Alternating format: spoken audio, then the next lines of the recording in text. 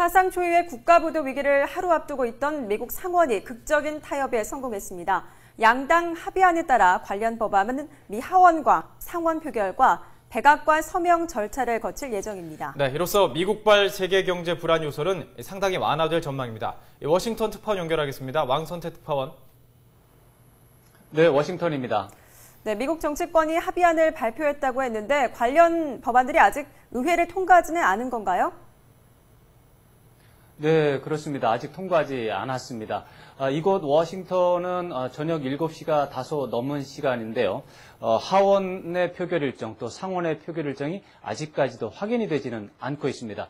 그렇지만 미국 현지 언론 보도를 종합을 해보면 오늘 밤 안으로 상원 표결과 하원 표결이 이어지고 오바마 대통령의 서명까지 이뤄질 가능성이 아주 높은 것으로 전망되고 있습니다. 상원에서는 양당 원내대표가 합의를 했기 때문에 표결이 이루어지면 큰 표 차이로 통과가 될 것이 예상이 됩니다. 상원에서 공화당 강경파로 분류된 테드 크루즈 의원이 표결을 방해할 가능성이 좀 거론이 됐었지만 크루즈 의원은 공개적으로 표결을 방해하지 않겠다 이렇게 약속했습니다.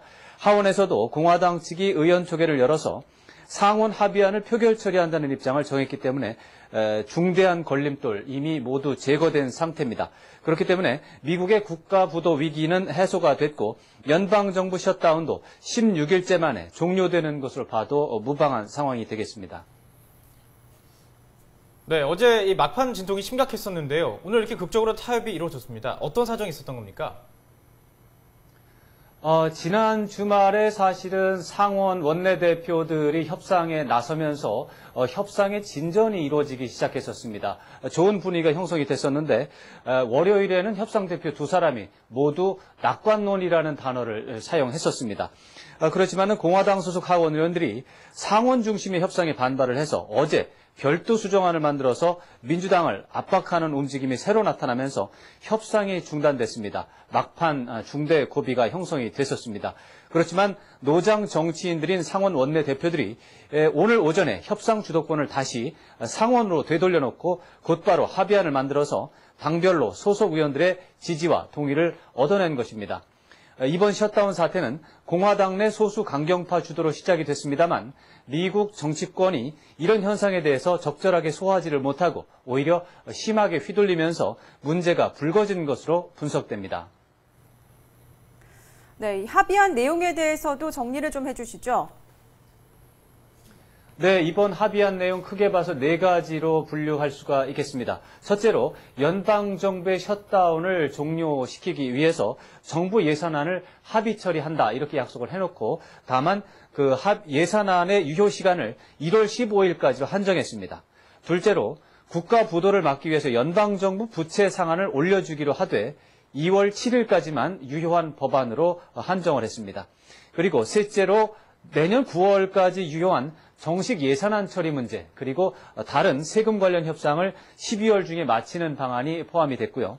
넷째로는 건강보험 개혁안 즉 오바마 케어 시행과 관련해서 수혜자의 소득을 검증하는 장치를 마련한다는 내용이 들어가 있습니다. 내용적으로 보면 공화당이 요구했던 오바마 케어 예산 삭감은 없는 상황입니다. 대신 정부를 즉시 정상화하고 부채 한도를 높이는 내용이 주요 내용이기 때문에 공화당은 2주일 동안 중대한 정치 전쟁을 벌였지만 요구사항을 관철한 것은 거의 없다 이렇게 평가할 수 있겠습니다.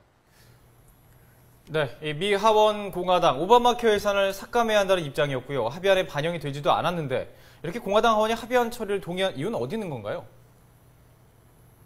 네, 무엇보다도 국가 부도 위기 단 하루를 앞두고 정치 투쟁을 이어나가는 것에 대해서 심각한 부담을 느꼈던 것으로 분석할 수가 있겠습니다.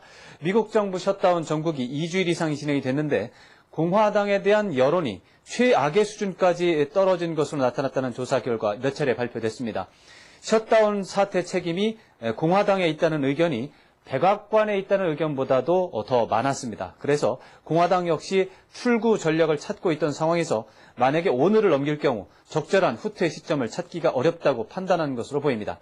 그리고 이번 합의안의 경우 상원 공화당 원내대표가 참여해서 합의한 방안이기 때문에 하원에서 이것을 거부하기에는 부담이 컸던 것으로 보입니다.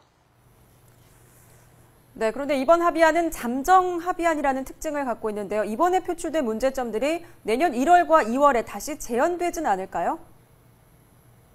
네, 그렇습니다. 그럴 가능성이 굉장히 높다고 봐야 되겠습니다.